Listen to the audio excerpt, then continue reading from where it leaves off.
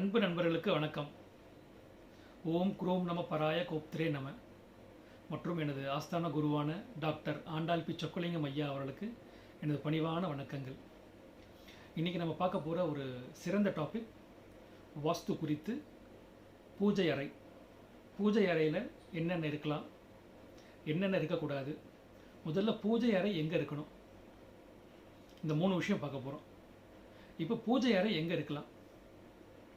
வடமேற்கில் இருக்கலாம், தென்கிழக்கில் இருக்கலாம். இது ரெண்டும் சிறந்தது.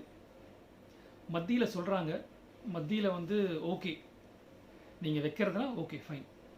பட் இந்த மற்ற ரெண்டு இடங்களும் சால சிறந்தது, வைக்கலாம். தென்கிழக்கில் கிச்சன் இருந்து அங்கே பூஜை அறை இருக்குன்னா இன்னும் நல்லது. இப்போ பூஜை அறையில் என்னென்ன இருக்கலாம்?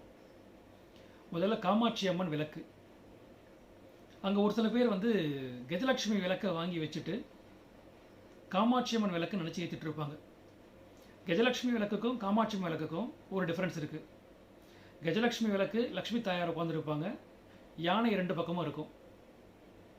காமாட்சி அம்மன் விளக்கில் காமாட்சி அம்மன் தாயார் இருப்பாங்க, கரும்பு இருக்கும் முக்கியமாக பார்த்தா. ஸோ நம்ம வீட்டில் வைக்க வேண்டிய ஒரு விளக்கு அப்படின்னா காமாட்சி அம்மன் விளக்கு. ஸோ இன்றைய போய் எல்லாரும் பாருங்கள், கஜலட்சுமி விளக்கு வைப்பதற்கு பதிலாக காமாட்சி அம்மன் விளக்கு வைத்தால் மிகவும் சிறந்தது. குடும்பம் செல்வ செழிப்போடு மகிழ்ச்சியாக இருக்கும். அடுத்து வேற என்னென்ன இருக்கலாம்? காமாட்சி அம்மன் படம் இருக்கலாம். முருகர் நீங்கள் பூஜை பண்ணுறீங்க அப்படின்னா தேக்கு மரத்தில் மரப்படியோ இல்லை மர ஆழாக்கோ ஒரு 1 kg நெல் அதில் பிடிக்கிற மாதிரி வச்சு வெள்ளியில் வேல் வாங்கி வச்சு பூஜை பண்ணுறது. டெய்லியுமே நீங்கள் பூஜை பண்ணலாம். வேலுக்கு பூஜை பண்ணிங்கன்னா உங்களை மிக உயரத்தில் கொண்டு செல்லக்கூடிய ஒரு அற்புதமான ஒரு விஷயம் என்னென்னா இந்த வேல் பூஜை. அதுக்கடுத்து காமாட்சி படம் சொல்லிட்டேன். அதுக்கடுத்து பார்த்தீங்கன்னா வீட்டில் மொத்தமாக ஒரு 5லேருந்து 6 படம் இருக்கலாம், அதுக்கு மேலே எதுவும் இருக்கக்கூடாது. அப்புறம் உங்கள் குலதெய்வம் படம் இருக்கலாம். அன்னபூர்ணி தாயாருடைய சிலையோ, அது சின்னதாக ஒரு குட்டி சிலையோ இல்லை படமோ இருக்கலாம். அது எப்படி இருக்கணும்னா தாயார் பச்சரிசியில் உட்காந்துருக்கணும். அது கீழே ஒரு காப்பர் பிளேட் ஏதாவது சின்னதாக கடையில் வாங்கி வச்சுக்கோங்க. அரிசி டெய்லியும் மாற்றணும். குறிப்பாக அது டெய்லியும் மாற்றலை அப்படின்னா நீங்கள் என்ன தான் பண்ணியும் அது சிறப்பாக இருக்காது வீட்டில். ஸோ அன்னபூர்ணி தாயார் இருந்தால் டெய்லி அரிசி மாற்றணும். இன்னொன்று முருகர்னு எடுத்திங்கன்னா பழனி ஆண்டவர் படம் வைக்கலாம், இல்லை திருச்செந்தூர் முருகர் படம் வைக்கலாம், ஆண்டாள் தாயார் படம் வைக்கலாம். இவ்வளோதாங்க என்னென்ன வைக்கலான்னா. அடுத்து வைக்கக்கூடாது என்னென்னா, குறிப்பாக பார்த்தீங்கன்னா தகடு எந்திரம் எதுவும் வச்சுக்காமல் இருக்கிறது நல்லதுங்க, ஸ்ரீசக்கரம் தவிர்த்து. அடுத்து அரிவாள் இருப்பது நல்லதில்லை. அதை நான் யாரோடைய எமோஷனே டச் பண்ண விரும்பலை. அருவாள் அப்படின்றது அவர்களுக்கு அந்த உக்கிரத்தை கொடுக்கும். பூஜை அறைன்றது ஒரு சாந்தமான ஒரு பகுதி.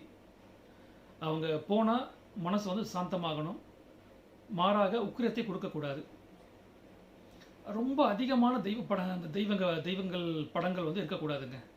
அப்படியே கச்ச கச்ச கச்சன்னு இருப்பாங்க. ஒரு வீட்டில் பார்த்தீங்கன்னா 40-50 படத்துக்கு மேலே இருக்கும். எந்த கோவிலுக்கு போனாலுமே பார்த்தீங்கன்னா அந்த கோவிலில் இருக்கிற படத்தை வாங்கி வச்சுருப்பாங்க.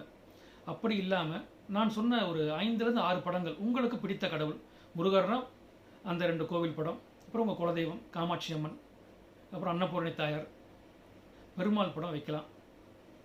பெருமாள் படம் ஒரு விஷயத்துக்கு சிறந்தது, அதை நான் இன்னொரு டாப்பிக்கில் சொல்கிறேன். இதுதாங்க பூஜை அறைனா வைக்கலாம். அப்புறம் கோவிலுக்கெல்லாம் போனீங்கன்னா அங்கேருந்து அந்த குங்குமத்தில் கொண்டு அங்கே வைக்காதீங்க. உங்கள் நெத்தியில் வச்சுக்கோங்க. குங்குமத்தை அங்கேயே கோவில்லையே ஒரு கிண்ணம் வச்சுருப்பாங்க, அதிலே போட்டுவாங்க. ஸோ இதுதான் நாம் பூஜை அறையில் மிக மிக எளிதாக பார்க்க வேண்டிய ஒரு விஷயம். வீட்டில் பூஜை அறை எவ்வளவு சுருங்கி இருக்கிறதோ அவ்வளவுக்களவு கணவன் மனைவி ஒத்துமை நல்லா இருக்குங்க. ஸோ உங்கள் வீட்டில் இன்றைக்கே போய் எல்லோரும் உங்கள் பூஜை ரூமை பாருங்கள். பூஜை ரூம் நீட்டாக இருக்கா? உங்கள் கணவன் மனைவி உறவு, இல்லை உங்கள் குடும்ப உறவு, உங்கள் குழந்தைகள் நலம், உங்கள் தாய் தந்தையார் நலம் எல்லாமே சீராக இருக்குங்க. அங்கே சரியில்லையா, மிச்சம் எல்லாமே வந்து கொஞ்சம் கொஞ்சம் வேறுபாடு, கருத்து வேறுபாடு, மன சஞ்சலங்கள் வருவதற்கான வாய்ப்புகள் அதிகம். ஸோ இன்றைக்கவே பாருங்கள். ஸோ இந்த அரிய வாய்ப்பு கொடுத்த இந்த பிரபஞ்சத்துக்கு கோடான கோடி நன்றிகள். மீண்டும் ஒரு நல்ல ஒரு வாய்ப்பில் நாம் அனைவரும் சந்திப்போம். பாலா வாஸ்து என்கின்ற இந்த யூடியூப் சேனலை அனைவரும் சப்ஸ்கிரைப் பண்ணுங்கள், பெல் பட்டன் ப்ரெஸ் பண்ணுங்கள், முக்கியமாக லைக் பண்ணுங்கள், கமெண்ட் பண்ணுங்கள், ஷேர் பண்ணுங்கள். நன்றி, வணக்கம்.